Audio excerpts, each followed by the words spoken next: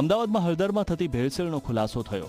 8મી મેના રોજ પાલિકા માધુપુરા વિસ્તારમાં આવેલા અવિનાશ મસાલાના ગોડાઉનમાં દરોડા પાડ્યા હતા। અંદાજે 9,90,000ની કિંમતનો હળદર અને કાજુનો જથ્થો જપ્ત કર્યો હતો।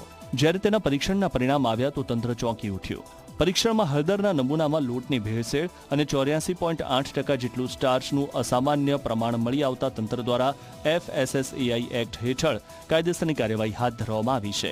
લેબોરેટરીએ આ હળદરને ભેળસેળયુક્ત અને અત્યંત નબળી ગુણવત્તાની જાહેર કરી છે।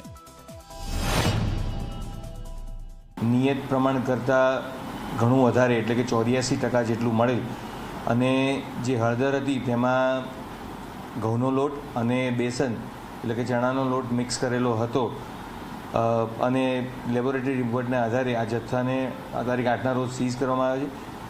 હવે આ જથ્થાને જે FSI એક્ટ અંતર્ગત જે નિયમ પ્રમાણે જે તે વેન્ડર છે તેને 46/4ની નોટિસ કે જેમાં 30 દિવસની અંદર તે અપીલ કરી શકે છે તે પ્રકારની નોટિસ આપવામાં આવશે।